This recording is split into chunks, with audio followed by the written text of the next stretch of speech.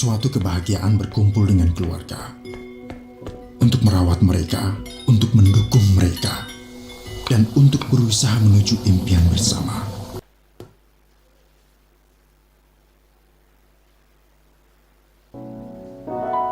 Musim akan selalu berganti, kasih Tuhan tetap abadi,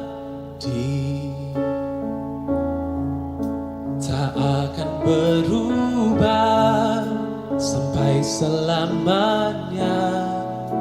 Ku tetap percaya, ku yakin Tuhan memberkati, ku yakin Tuhan melindungi. Burung di udara, burung di udara, Tuhan pelihara karena kasih-Nya. Come on, setiap tangan terangkat. Tuhan selalu menolongku, selalu menjagaku, sehelai di rambutku tak akan terjatuh tanpa seizinku.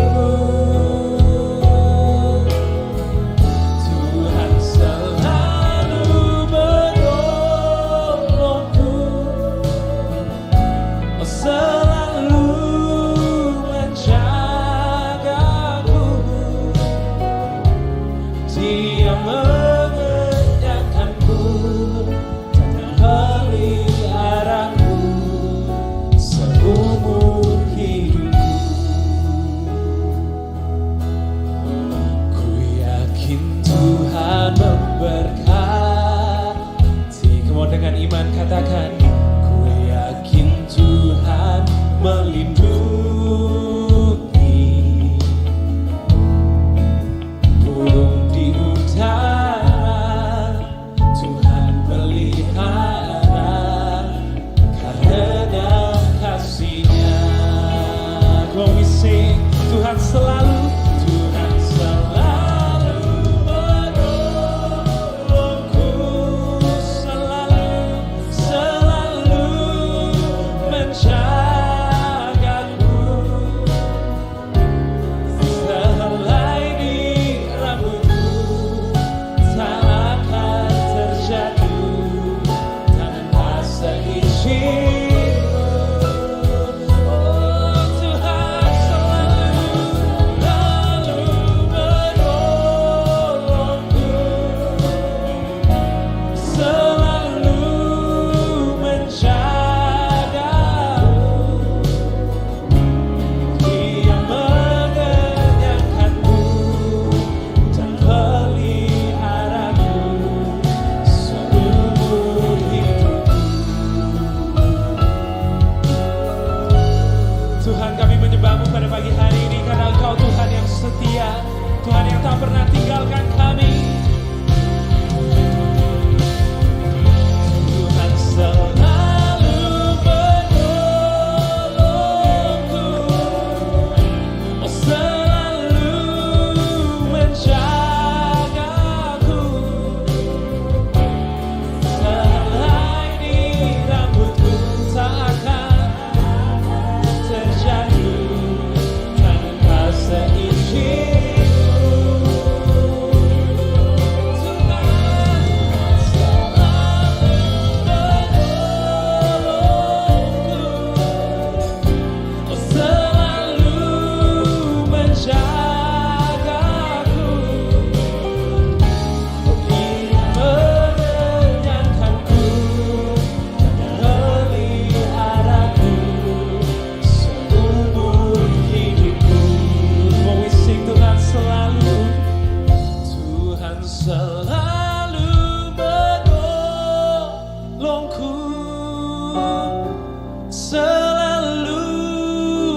menjagaku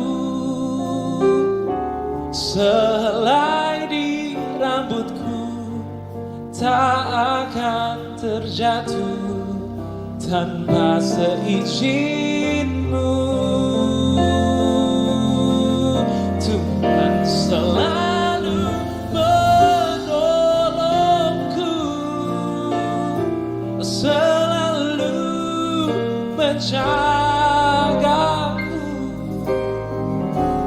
Ia mengenyangkanku dan peliharaku seumur hidupku. Dia mengenyangkanku, Dia mengenyangkanku dan peliharaku seumur hidupku. Come on, sama-sama sembah Tuhan pagi hari ini. Dia Tuhan yang layak dipuji. Dia gak pernah tinggalkan kita sedetik pun. Dia selalu setia, pertolongannya tepat waktu. Dia pernah menolong kita dan Dia masih sanggup untuk bisa menolong kita. Dia Tuhan yang gak pernah ingkar janjinya. Come on, begin to worship Him, begin to lift Him up in this place.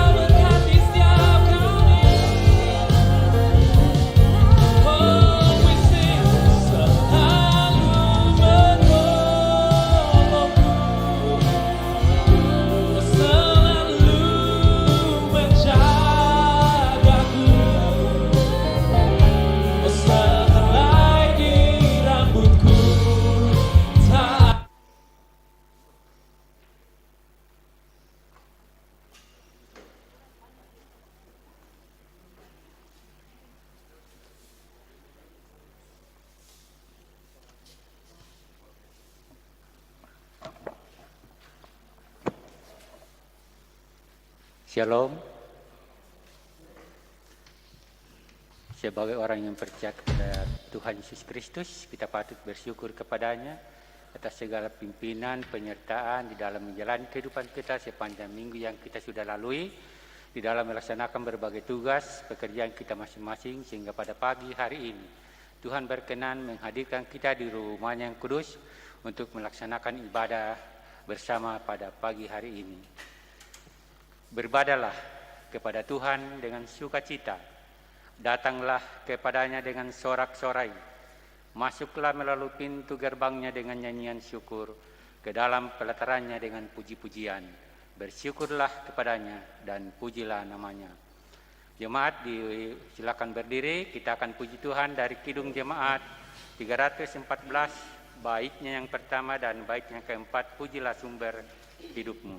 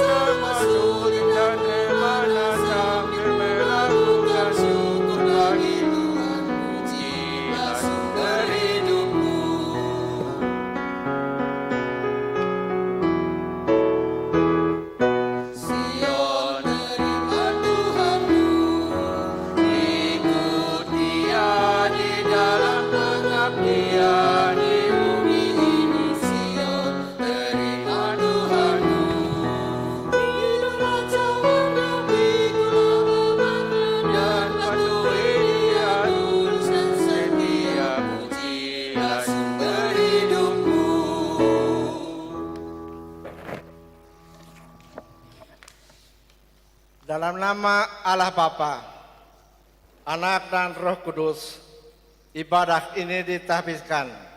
Amin. Hormat bagi Bapa serta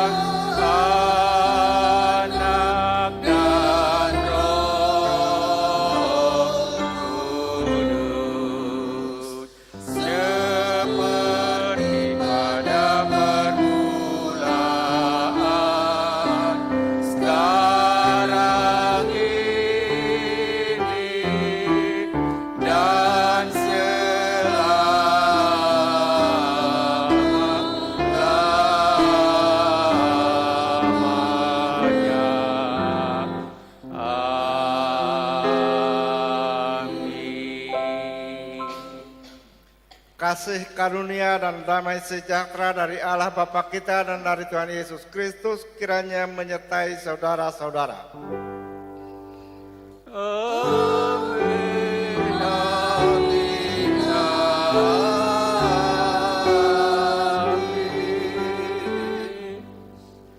Sidang jemaat yang kekasih dalam Yesus Kristus, dengarkanlah olehmu hukum Allah sebagai amanat hidup baru, seperti yang tertulis dalam Keluaran pasal 20 ayat pertama sampai ayat yang ke-17.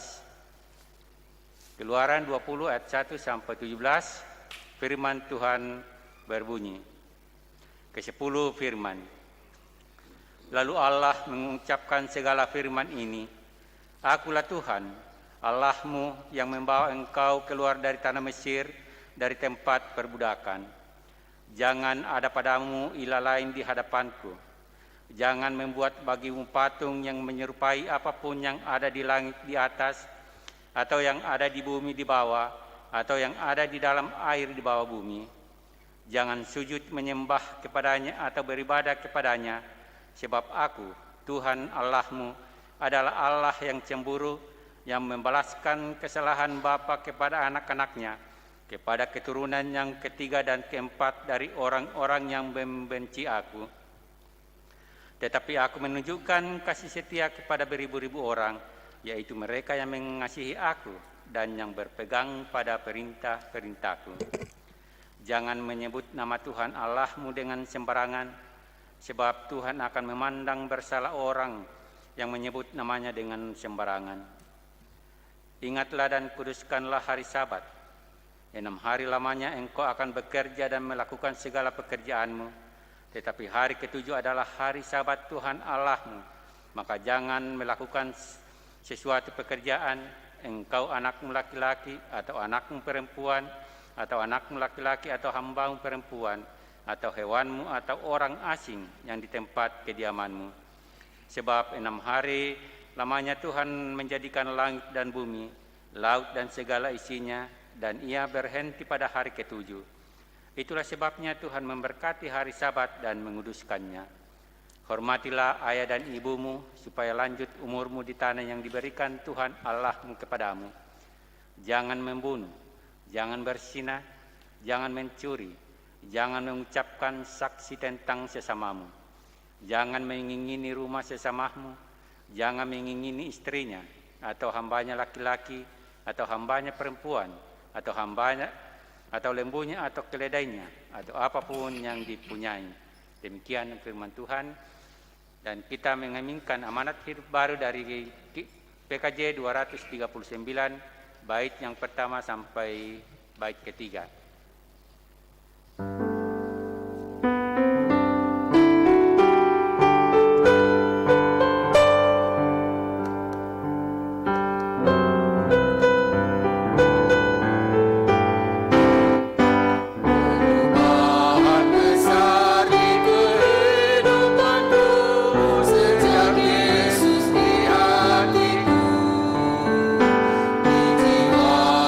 Bersinar terang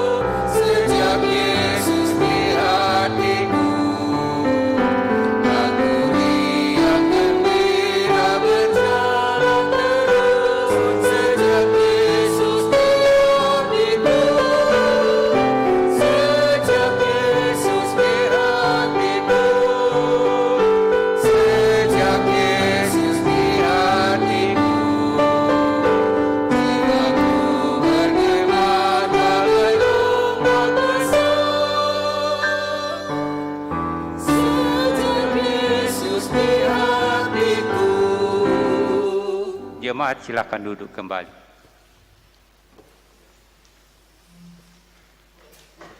Saudara-saudara sidang jemaat yang dikasihi Tuhan, marilah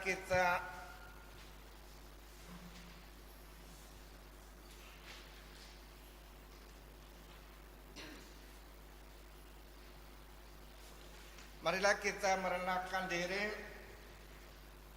Kita akan mengaku dosa kita di hadapan Allah dengan menyanyikan Kidung Jemaat 29 ayat 1 hingga ayatnya yang ketiga.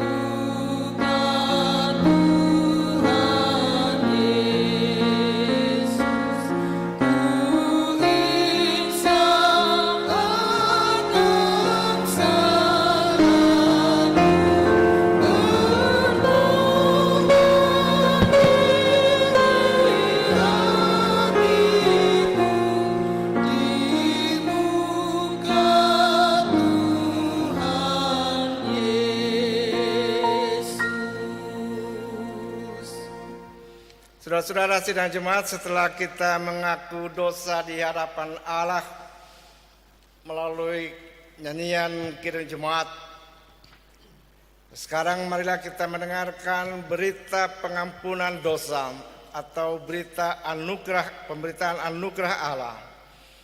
Sebagai hamba Tuhan Yesus Kristus, saya memberitakan kabar pengampunan dosa kepada masing-masing yang dengan tulus ikhlas mengaku dosanya di hadapan Allah.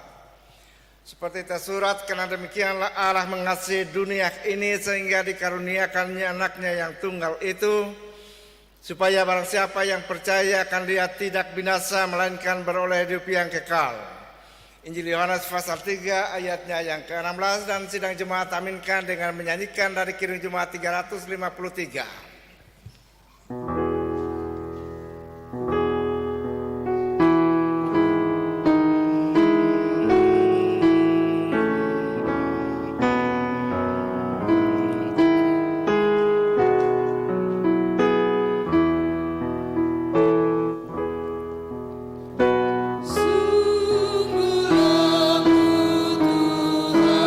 Yesus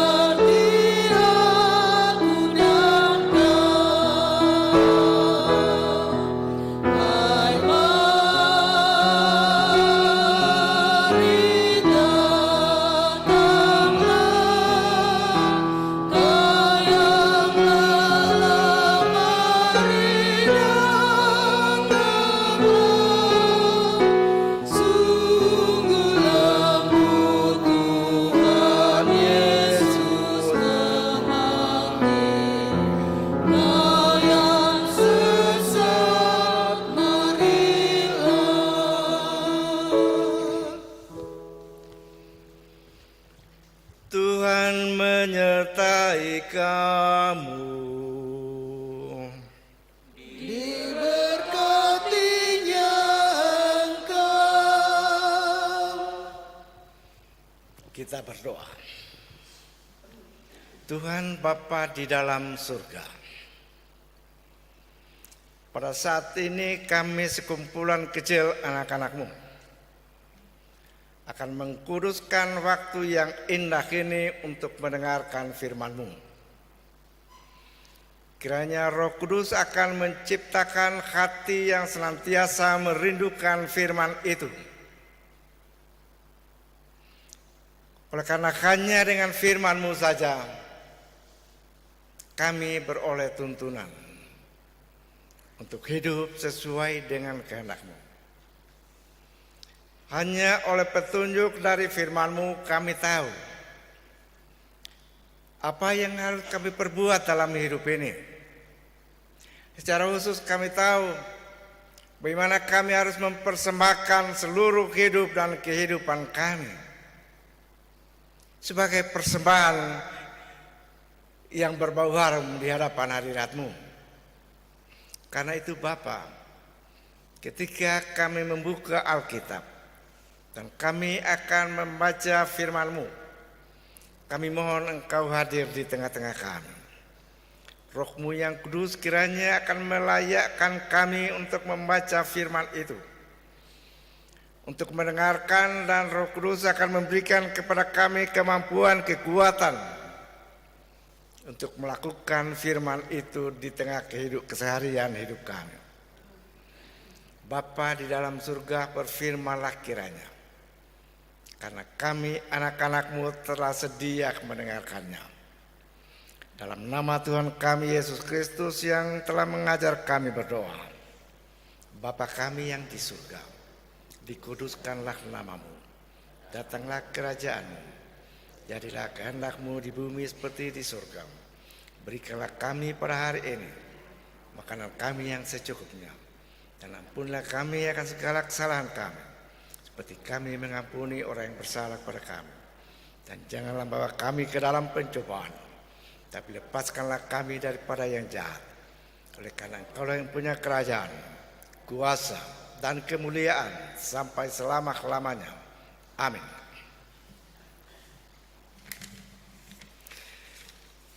Saudara-saudara sidang Jemaat yang dikasihi oleh Tuhan Yesus Kristus, pembacaan firman Allah pada kebaktian saat ini terangkat dari surat Rasul Paulus kepada sidang Jemaat di Korintus pada pasal yang ke-9, ayatnya yang ke-6 hingga ayatnya yang ke-15, berbunyi sebagai berikut. Memberi dengan sukacita membawa berkat. Camkanlah ini, orang yang menabur sedikit akan menuai sedikit juga, dan orang yang menabur banyak akan menuai banyak juga. Hendaklah masing-masing memberikan menurut kerelaan hatinya, jangan dengan sedih hati atau karena paksaan, karena Allah mengasihi orang yang memberi dengan sukacita hatinya, dengan sukacita. Dan Allah sanggup melimpahkan segala kasih karunia kepada kamu, supaya kamu senantiasa berkecukupan di dalam segala sesuatu, dan malah berkelebihan di dalam pelbagai kebajikan. Seperti ada tertulis, Ia membagi-bagikan, Ia memberikan kepada orang miskin, kebenarannya tetap untuk selamanya. Ianya menyediakan benih bagi penabur dan roti untuk dimakan. Ia juga yang akan menyediakan benih bagi kamu dan melipat gandakannya dan menumbuhkan buah-buah kebenaranmu. Kamu akan diperkaya dalam segala macam kemurahan hati, yang membangkitkan syukur kepada Allah oleh karena kami. Sebab pelayanan kasih yang berisi pemberian ini bukan hanya untuk mencukupkan keperluan orang-orang kudus, tetapi juga melimpahkan ucapan syukur kepada Allah. Dan oleh sebab kamu telah tahan uji dalam pelayanan itu, mereka memuliakan Allah karena ketaatanmu dalam pengakuan akan Injil Kristus dan karena kemurahan hatimu dalam membagikan segala sesuatu dengan mereka dan dengan semua orang. Sedangkan di dalam doa mereka juga merindukan kamu. Oleh karena kasih karunia Allah yang melimpah di atas kamu, syukur kepada Allah karena karunia-Nya yang tak terkatakan ini. Demikian juga itulah pembacaan firman Tuhan pada kebaktian saat ini. Saudara-saudara yang saya kasih dalam Tuhan, di dalam buku Positive Thinking atau berpikir secara positif, diceritakan di sana tentang seorang janda. Sebenarnya ketika suaminya meninggalkan satu usaha bisnis, tapi karena janda ini tidak dapat mengelola dengan baik usaha bisnis itu, maka ia pun jatuh semiskin-miskinnya. Sampai pada tingkat yang sudah sangat berat. Akhirnya ia memutuskan untuk pergi meminta petunjuk pada kaunselor. Kaunselor itu penasihat ahli, biasanya juga pendeta. Ia menceritakan permasalahannya. Lalu kaunselor bertanya, apakah ibu biasa memberi? Janda ini menjawab, apalagi yang akan saya berikan? Makan saja hampir tidak bisa lagi. Dan kalaupun saya masih memiliki sesuatu, mengapa saya harus memberikan orang lain? Saya punya harta benda. Kaunselor katakan, kalau begitu ibu pulang saja. Cobalah belajar memberi kepada sesama. Ibu pulang, janda ini pulang dengan sangat kecewa karena ia tidak beroleh petunjuk apapun. Ia pulang langsung tidur. Sementara baring ia dengar pintu rumahnya diketuk. Lalu ia keluar, buka pintu, astaga. Yang berdiri di depan pintu itu pengemis, minta makan. Apa yang dia akan berikan? Ia ingat masih ada sepotong roti di lemari untuk makan malamnya. Lalu ia pergi ambil. Ia bagi dua itu sepotong roti untuk makan malamnya. Ia bagi dua, lalu separuh ia membawakan si pengemis itu. Tapi sebelum ia tiba di pintu, ia kembali berpikir, apa artinya ini sepotong roti seperti ini? Dia tidak akan kenyang juga. Dan sepotong roti yang saya tinggalkan, saya juga tidak akan kenyang dengan itu. Akhirnya dia kembali ambil itu yang sepotong tadi, lalu dia berikan semuanya kepada pengemis itu. Ya sudah, itu dia balik tidur. Sementara ia baring, dia dengar lagi pintunya diketuk. Oh, dia kesal sekali dalam hatinya, untuk apa lagi ini? Ya buka pintu. Ternyata tetangganya datang membawa seketul roti. Cukup untuk malam dan untuk besok sepanjang hari. Ia mulai teringat apa yang kaunselor tadi katakan. Belum seminggu kemudian dia dapat satu wesel. Sehelai wesel isinya $50 dari cucunya. Dalam ruang berita dikatakan, minta maaf nenek, Oma, saya terlambat memberikan hadiah. Oma punya hadiah ulang tahun, karena hadiah ulang tahunnya sudah berlaku beberapa waktu yang lalu. Akhirnya timbul kepercayaannya apa yang kaunselor tadi katakan, dan ia mulai terbuka hatinya untuk memberi kepada sesama. Sampai pada akhirnya dia punya keadaan kembali berangsur-angsur baik. Ia mulai kembali menata usahanya itu. Nah, saudara-saudara, demikian ceritanya. Nah, apa pesan moral yang kita petik dari cerita ini? Pesan moral adalah seorang yang hatinya tertutup untuk melayani sesama melalui pemberian,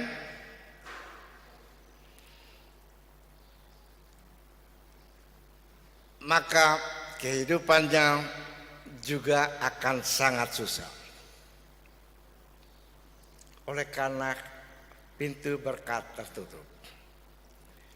Dan orang yang seperti itu adalah orang yang tidak mengenal pengucapan syukur kepada Allah atas segala yang Allah karuniakan kepadanya.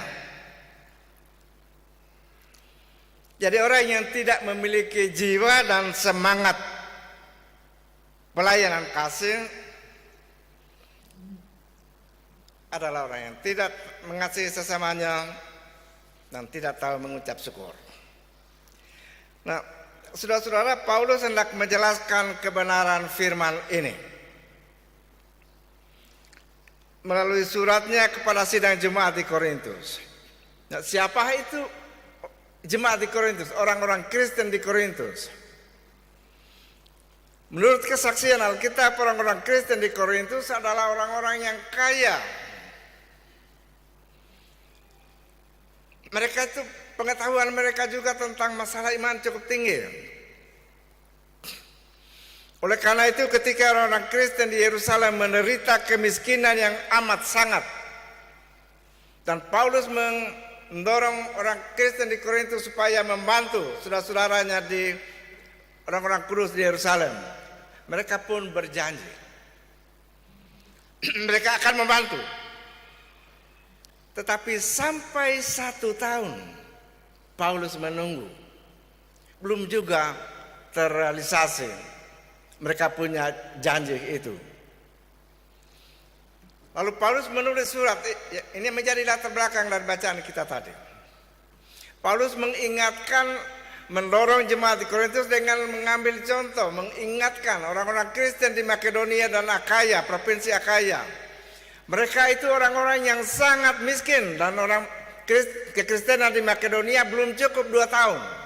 Baru saja di tengah penganiayaan yang berat.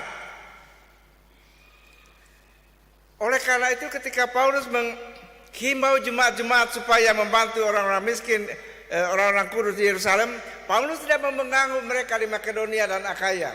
Karena Paulus pikir apa yang mereka akan berikan orang-orang miskin dan dalam penganiayaan.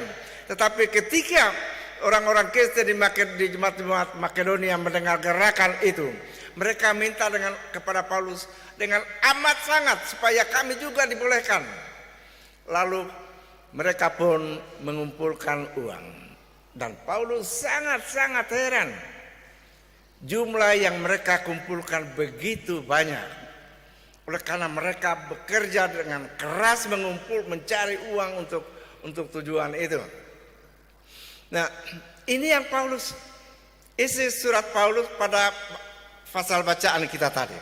Sehingga Paulus katakan, saya akan mengutus Titus dan supaya kalau ia datang jangan lagi uang itu belum ada.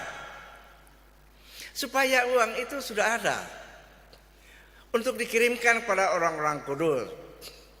Nah, kemudian Paulus meneruskan supaya mereka masing-masing memberi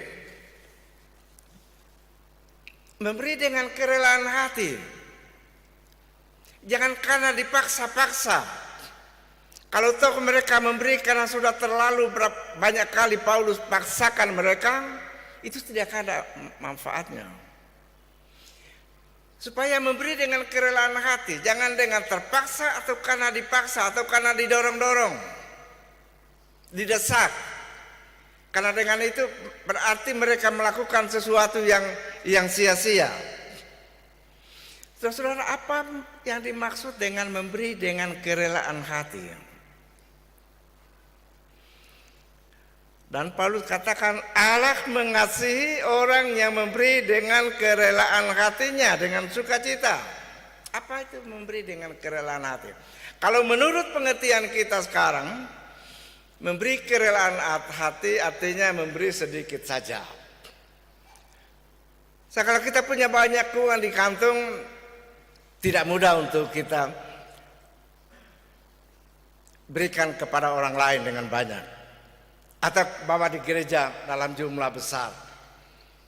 Kita akan selalu berusaha untuk memberikan sedikit saja. Itu katanya kerelaan hati, menurut kerelaan hati. Atau ada juga orang Kristen yang katakan, Pak Pendeta, saya kalau mau memberi kolektif, pokoknya apa yang ada di kantungku saya tarik semua, saya masukkan di pundi-pundi. Tapi itu juga memberi tiba saat, tiba akal, bukan memberi dengan kesadaran, dengan cinta kasih. Memberi kerelaan hati adalah satu tindakan keras. Kalau kita menyadari ketidakmampuan kita secara ekonomi, lalu kita harus memberi persembahan syukur, memberi kepada tetangga, kepada sesama, kita akan berusaha keras. Sifat rela hati itu akan membuat kita berusaha sehingga selalu ada yang dapat kita berikan kepada sesama atau bagi Tuhan di dalam pekerjaannya. Itu yang kita temukan pada orang-orang Kristen di Akaya dan di Jemaat-Jemaat Makedonia. Mereka memberi dengan kerelaan hatinya, tidak dipaksa, tetapi melalui usaha keras. Tiap-tiap orang berusaha. Saudara-saudara, Paulus memberikan penjelasan yang mudah kita pahami. Dengan mengambil contoh tentang petani. Petani yang menabur benih, kemudian menuai panen. Itu syarat. Untuk menuai panen, saudara-saudara, itu bergantung dari benih yang kita tabur. Kalau kita menabur benih yang baik, kita akan berhasil memetik hasil yang baik. Kalau kita menabur benih yang rusak, tidak akan jadi tanam-tanaman. Kalau kita menabur sedikit, kita hanya akan menuai sedikit saja. Tapi kalau kita menabur banyak, kita akan menuai banyak. Ini hukum pertanian yang memang sudah ditetapkan oleh Allah. Dan hukum ini tetap berlaku kebenarannya. Karena ini sesuai dengan rancangan Allah. Jadi hukum ini tidak salah, kita jangan ragukan. Hukum menabur benih dan menuai hasil itu selalu berjalan bersama. Kebenarannya sama seperti gravitasi, hukum berat itu. Sesuatu yang berat tidak pernah akan jatuh ke atas, itu bukan jatuh namanya. Dia selalu akan jatuh ke bawah. Sebagaimana pastinya bahwa esok hari akan terbit matahari, esok akan terbit matahari dan pada malam hari matahari akan terbenam lagi. Begitu juga pastinya janji Tuhan. Kalau kita menabur benih, kita akan menuai banyak. Dan benih di sini adalah benih rohani, yang juga memang berlaku bagi kehidupan jasmani kita di alam pertanian. Apa yang kita tabur, apa yang kita berikan kepada sesama, apa yang kita berikan kepada Tuhan dalam pekerjaannya, itu sama seperti benih. Tidak akan tertabur dengan sia-sia. Pasti akan kembali kepada kita. Benih yang kita tabur pasti hasilnya akan kembali kepada kita dan kita akan menikmatinya dalam jumlah yang jauh lebih banyak. Itu firman Tuhan. Oleh karena itu kita jangan ragu memberi. memberi kepada sesama yang Tuhan pertemukan dengan kita tiap-tiap hari. Tuhan Yesus katakan orang miskin itu tidak perlu kamu cari-cari. Dia tidak ada di Amerika sana, tidak. Setiap hari kamu akan bertemu dengan mereka dalam situasi-situasi dari masing-masing orang. Dalam surat Amsal, dalam Amsal pasal 11 ayat 24 sampai ayatnya yang ke-25. Di sana penulis Amsal katakan ada banyak orang yang menyebar harta. Menyebar harta bukan membuang-buang harta begitu saja, tapi artinya dengan ringan tangan, ringan hati memberikan apa yang ada padanya kepada orang lain juga. Tetapi penulis Amsal katakan heran. Mereka bukannya miskin, tetapi mereka bertambah kaya. Semakin mereka menyebar hartanya kepada mereka, kepada sebagai pelayanan kasih atau kepada pekerjaan Tuhan, semakin mereka bertambah makmur. Tetapi orang yang hemat sehemat-hematnya, ayat 25, malah semakin bertambah kurus, miskin. Saudara-saudara, orang yang tertutup hatinya untuk memberi terhadap sesama dan terhadap pekerjaan Tuhan itu sama dengan tanah yang kering. Tanah yang kersang, tidak bisa tumbuh tanaman di situ. Demikian juga saudara-saudara,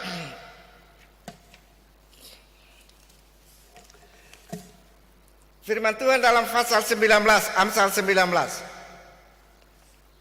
Indah sekali.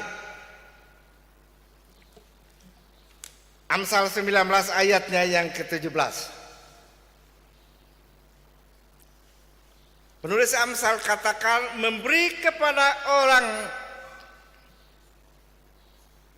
yang miskin sama artinya dengan memiutangi Tuhan Allah.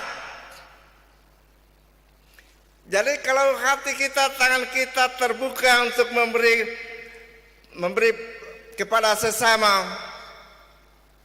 itu kita bukan membuat orang itu terutang, tapi kita buat Tuhan Allah terutang. Jadi bukan orang itu yang akan mengembalikan pada kita, tapi Tuhan Allah di surga yang menjadi sumber berkat itu. Indah sekali firman ini. Lalu dalam ayat-ayat bacaan kita tadi pada ayat terakhir, kalau kita memberikan pelayanan kasih kepada mereka yang membutuhkan, kita jangan berharap mereka akan mengembalikan juga dalam bentuk seperti apa yang kita berikan.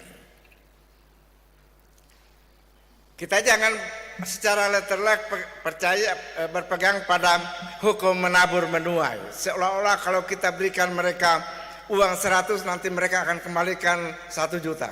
Itu tidak. Tuhan akan mengembalikan kita, melimpahkan kasih karunia-Nya kepada kita menurut ukuran Tuhan sendiri. Lalu kalau kita memberikan kepada orang lain, apa yang mereka akan berikan kepada kita? Sebenarnya yang mereka berikan kepada kita jauh lebih besar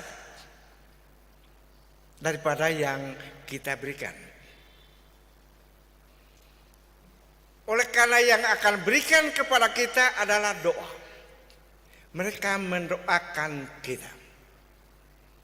Ketika kita memberikan pelayanan kasih kepada sesama dengan hati yang senang, dengan muka yang manis dan dengan ucapan terima kasih, itu bentuk doa. Bentuk doa mereka kepada kita. Dan kalau mereka pemberian kita dibalas dengan doa, itu berarti mereka memberikan kepada kita segala-galanya. Oleh karena mereka mendoakan kita di atas. Lalu firman Tuhan katakan tadi di atas yang akan melimpahkan kasih karunia-Nya kepada kita. Karena itu saudara-saudara, jadilah seperti petani yang baik.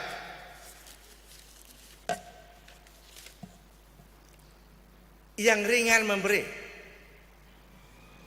Dan Tuhan akan melimpahkan kepada kita kasih karunia-Nya.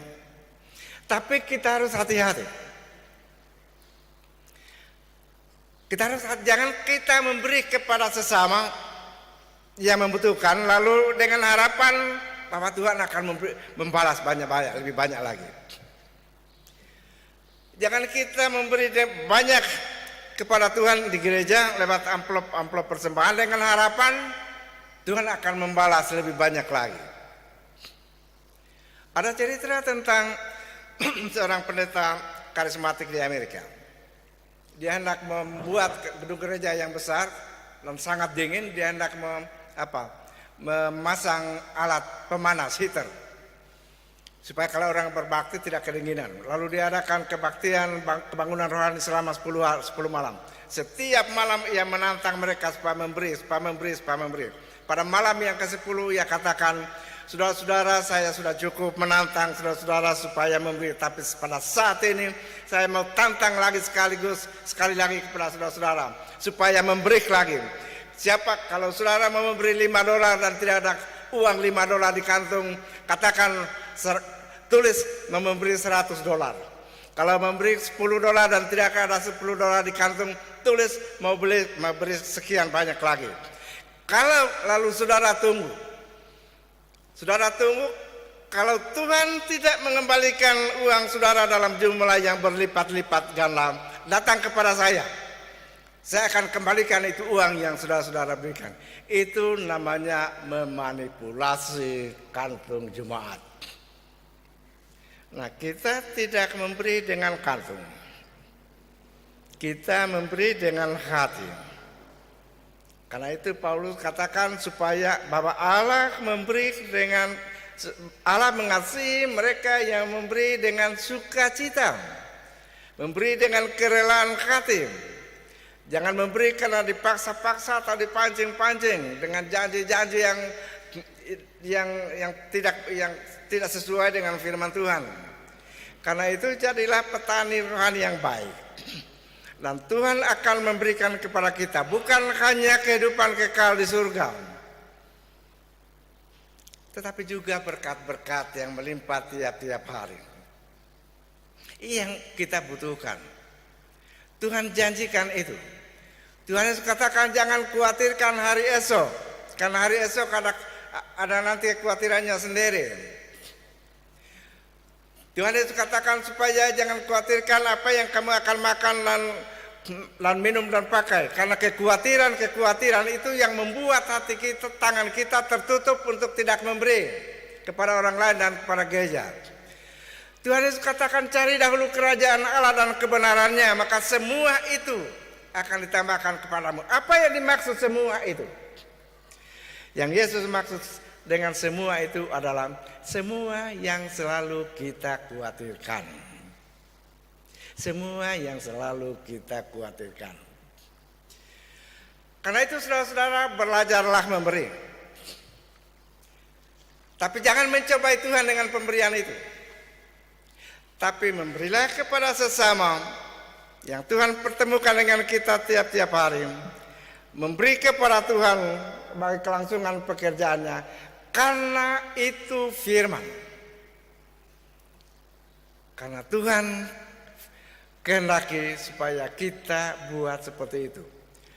Selanjutnya apa yang akan terjadi dengan kita itu urusannya Bapa di sorga, bukan urusan kita. Amin.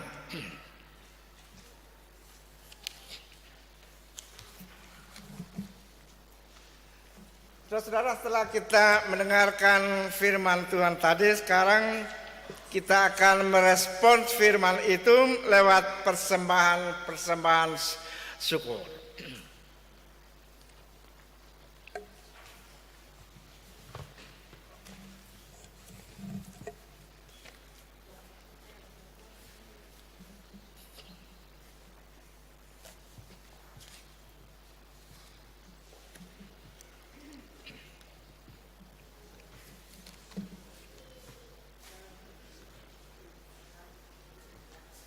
Sebelum kita membawa persembahan, baik itu persembahan mingguan maupun persembahan bulanan bahkan perpuluhan, saya bacakan kembali dari 2 Korintus pasal 9 ayat 7. Hendaklah masing-masing memberikan menurut kerelaan hatinya, jangan dengan sedih hati atau karena paksaan, sebab Allah mengasihi orang yang memberi dengan sukacita. Sambil persembahan kita kumpulkan, kita memuji Tuhan dari Kidung Jemaat 298, bait 1 sampai selesai pun diedarkan.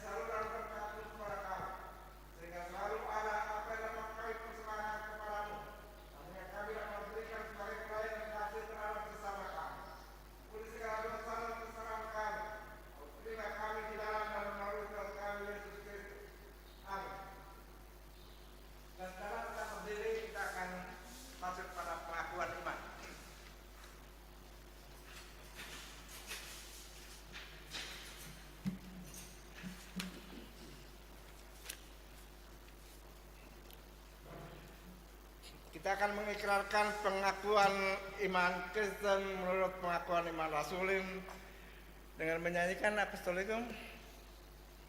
Tidak. Masing-masing kita hendaklah berkata sebagai berikut.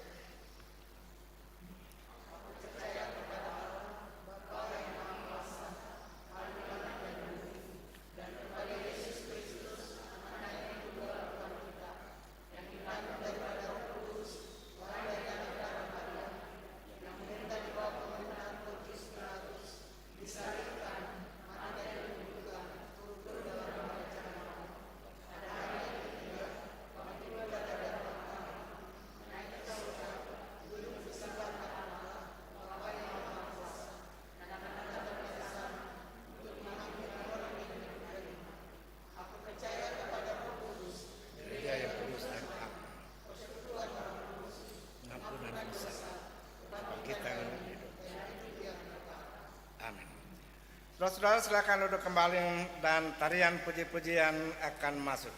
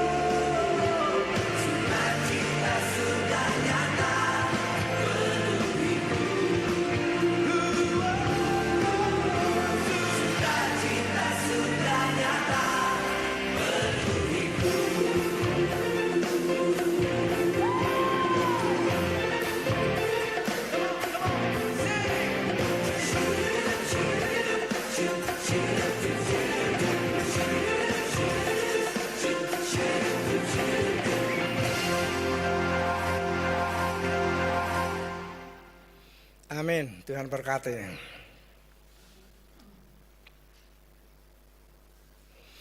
Tuhan menyertai saudara-saudara. Kita bersatu dalam doa syukur dan syafaat. Tuhan Allah Bapa di dalam surga, segala puji dan ucapan syukur kami persembahkan di hadapan hadirat-Mu. Oleh karena kami telah mengalami secara nyata tanda-tanda kehadiran-Mu di tengah kami sidang Jumat-Mu, ketika kami mendengarkan berita firman-Mu. Kiranya firman-Mu yang ditaburkan pada saat ini akan menjadi seperti benih-benih yang baik yang jatuh di tanah-tanah yang subur, yang berbuah-buahkan buah-buahan kebajikan, sehingga nama-Mu semakin dipuji dan dipermuliakan, dan Injil Kerajaan Allah itu diberitakan. Terima kasih banyak Bapa. Kiranya Roh-Mu yang kudus akan bekerja di dalam kami, sehingga firman yang kami dengar pada saat ini tidak berlalu dengan sia-sia, juga tidak kembali dengan hampanya kepadamu. Kami mengucap syukur oleh karena kasih dan setia-Mu, oleh karena kebaikan-kebaikan-Mu yang tiada putus-putusnya, sehingga Engkau telah menghantar kami anak-anak-Mu dan sidang Jumat-Mu, sehingga kami boleh tiba dalam rumah, bersekutu dalam rumah-Mu pada saat ini. Sepekan yang lalu Engkau telah memimpin dan memelihara kami, tiap-tiap orang dan tiap-tiap keluarga. Sepekan yang lalu Engkau telah mengaruniakan kepada kami kesempatan-kesempatan yang indah, kekuatan-kekuatan, kemampuan untuk melaksanakan segala tugas dan pekerjaan kami dimanapun Engkau menyebarkan kami masing-masing di tengah masyarakat tiap-tiap hari. Berkati segala aktivitas kerja yang kami telah kerjakan sepekan yang baru berlalu, baik di tengah masyarakat, di tengah keluarga, maupun di tengah sidang Jumat-Mu, sehingga dia membentuk satu persembahan syukur untuk kehormatan dan kemuliaan nama-Mu. Bapa dalam surga, kami mengucap syukur selaku sidang Jumat-Mu, oleh karena pada akhirnya sidang Sinode Sultra yang ke-18 telah dapat diselenggarakan dengan baik. Dan apa yang dikhawatirkan sebelumnya oleh gangguan virus corona, ternyata di persidangan seluruh umat-Mu dan panitia dapat dengan bebas bergerak dan melaksanakan tugas masing-masing. Kami mengucap syukur atas semuanya itu Bapa. Dan sekarang kami hendak persembahkan kepadamu aktivitas-aktivitas pelayanan yang telah direncanakan oleh Majelis Jumat sepekan yang akan datang pula, supaya semuanya dapat dilaksanakan dengan baik, sehingga sidang Jumat-Mu digembalakan. Kami juga mengucap syukur atas pimpinan dan pemeliharaan-Mu, atas berkat-berkat yang Kau limpah ruahkan kepada masing-masing kami, dalam bentuk kekuatan kesehatan, sehingga kami dapat menjalani dari hari ke hari dengan baik. Dan kami bersyukur atas berkat-berkat yang secara khusus Engkau limpahkan kepada setiap anak-anak-Mu yang berhari ulang tahun pada hari ini dan sepekan ini, yang merayakan ulang tahun pernikahan pada hari ini dan sepekan ini. Kami mengucap syukur atas semuanya itu Bapa. Kiranya Engkau menyambut puji-pujian dan ucapan syukur dari setiap orang dan setiap keluarga. Engkau sambut semuanya sehingga menjadi seperti asap bakaran dupa yang berbau harum yang naik ke hadapan hadirat-Mu yang kudus. Kami hendak berdoa bagi pemimpin-pemimpin bangsa kami, dari pusat hingga ke pedesaan, yang Engkau berikan kepercayaan yang besar untuk memimpin bangsa yang majemuk yang besar ini, dan yang penuh dengan segala kesulitan tantangan di dalamnya. Kami mengucap syukur atas pimpinan dan pemeliharaan-Mu selama ini, sehingga para penguasa bangsa kami kepala negara dan wakil presiden dan semua aparat di bawahnya dapat melaksanakan tugas-tugas dan kewajiban mereka dengan baik.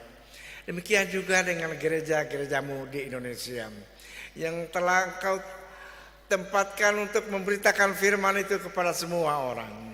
Dan kami mengucap syukur oleh karena firman itu semakin tersebar dan didengar oleh banyak orang, sehingga semakin bertambah-tambah orang yang datang kepadamu ya Bapa. Kami mengucap syukur atas semuanya itu. Tapi kami ingat akan saudara-saudara kami, sanak saudara kami yang masih dalam pembaringan perawatan ringan dan berat di rumah-rumah sakit ataupun di rumah masing-masing. Kami mendoakan mereka semua Bapa. Kami mohonkan kekuatan kesehatan kepada mereka. Kami mohonkan berkat-berkat atas segala upaya pelayanan para dokter, perawat, juru rawat dan pegawai rumah sakit dalam melaksanakan tugas-tugas kemanusiaan yang mulia itu. Bapa di dalam surga, kami akan kembali meninggalkan rumah-Mu ini dan kami bermohon kiranya Engkau pun akan memimpin memelihara kami sehingga pada saatnya kami boleh kembali di dalam rumah-Mu ini dengan selamat. Ampuni segala dosa dan kesalahan kami Bapa. Lalu sambut doa syukur syafaat yang kami naikkan di hadapan hadirat-Mu. Oleh karena Kristus Yesus Tuhan kami. Amin.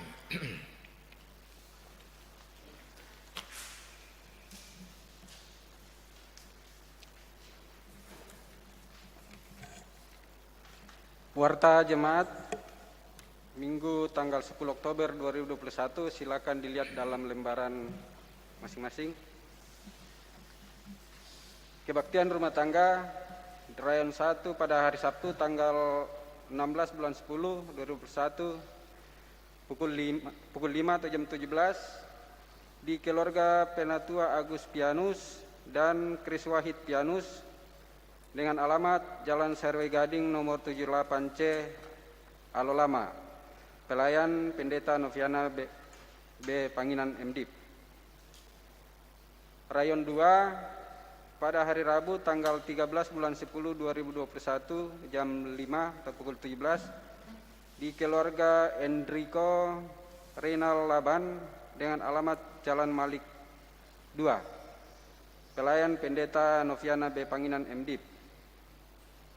Rayon 5 pada hari Rabu tanggal 13 bulan 10 2021 pukul 17 keluarga Nyonya Listin Bolilanga Poea dengan alamat BTN Asatata Citra Blok I nomor 10 pelayan Pendeta Elasar Bonde STH. Yang berikut info BPM Jemaat Orel. Disampaikan pada warga jemaat bahwa pada hari Kamis tanggal 7 Oktober 2021 dalam keputusan sidang Sinode ke-18 di Kolaka terpilih dan ditetapkan Badan Pekerja Majelis Sinode GEP Sultra periode 2021-2026 sebagai berikut. Ketua Pendeta Martin Sambira STH, Wakil Ketua Pendeta Noviana B. Panginan MDIP, Sekretaris Pendeta Leonardo Katonga STH, Wakil Sekretaris Pendeta Yotam Lut TH Sarjana Teologia, Bendahara Penatua Adolf Pagala SE. Majelis dan jemaat mengucapkan selamat melaksanakan tugas dan panggilannya. Tuhan Yesus memberkati. Berikut posko diakonia tetap dibuka dengan nomor rekening Tim Diakonia Penanggulangan Dampak Pandemi COVID-19 Jemaat Orel dengan nomor rekening BRI 01920138 dan seterusnya atas nama Ibu Endang Sri Rahainingsi. Info katekisasi disampaikan kepada calon katekisan dan orang tua diundang untuk menghadiri pertemuan bersama pendeta jemaat pada hari Minggu 17 Oktober 2021 jam 11 tempat gedung gereja Orel Atas kehadiran calon katekesan dan orang tua diucapkan terima kasih. Info PK Lansia pada hari Sabtu 16 Oktober 2021 jam 7.30 pagi dilaksanakan kegiatan ibadah lansia, dilanjutkan dengan latihan angklung dan paduan suara. Yang terakhir, yang hadir pada kebaktian kedua ini laki-laki 74, perempuan 72, jumlah 146. Demikian, selamat hari Minggu. Sidang jemaat dijemput bangkit berdiri, kita akan memuji Tuhan dengan menyanyikan PKJ 271 ayat 1 dan 2.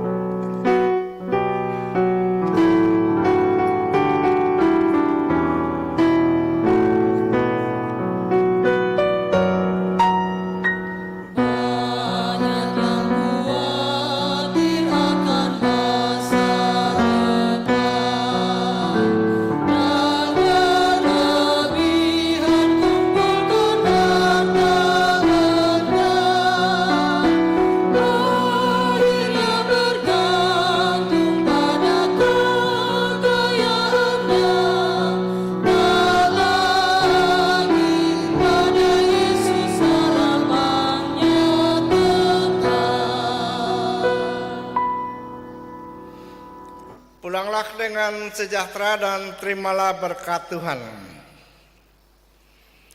Anugerah Tuhan kita Yesus Kristus, pengasihan Allah, persekutuan dengan Roh Kudus, kiranya menyertai kamu. Amin.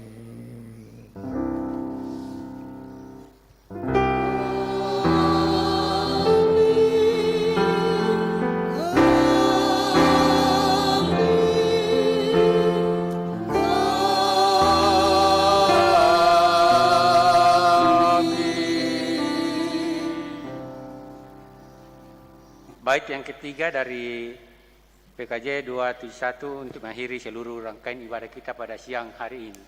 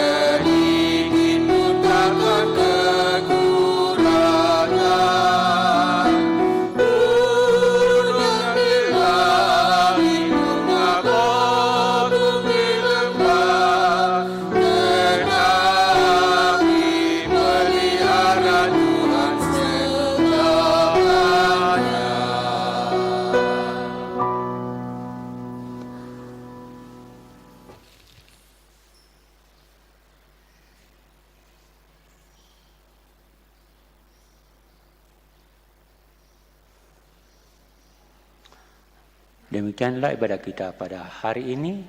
Selamat menjalankan tugas pelayanan sepanjang minggu ke depan, bahkan selamat berhari Minggu sepanjang hari ini. Tuhan Yesus memberkati kita semua.